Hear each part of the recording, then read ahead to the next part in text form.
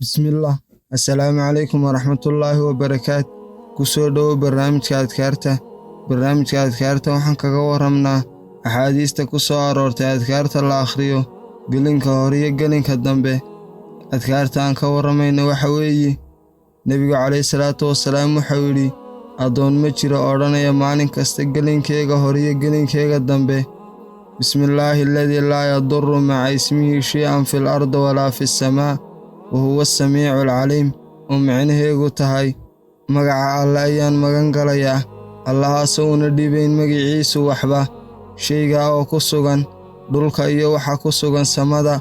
Alle waa ka wax kasti maqla ee wax kastina og alle weeyi. Nebigu calayhi salaatu wasalaam waxau yidhi qofka 3 jeer akhriya wax dhibayaa ma jiro.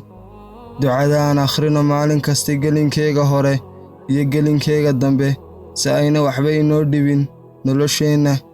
Adkaarta kalen ku darayno Nebigu calayhi salaatu wasalaam waxau yidhi qofka yidhaahda markuu galabaystiyo markuu waaberiisto 100 jeer subxaanallah wa bixamdi, oo micnaheedu tahay alle baa nasahan oo ceeb oo dhan ka nasahan, alle mahadiisa baan ku dheehanahay.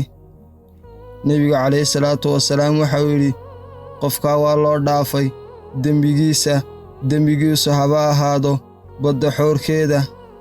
Labada adkaaraan akhrino maalin kasta gelinkeega hore iyo gelinkeega dambe. Xalqadeennu maanta halkaa haynoo joogto. وصلى الله وسلم على نبينا محمد صلى الله عليه وسلم.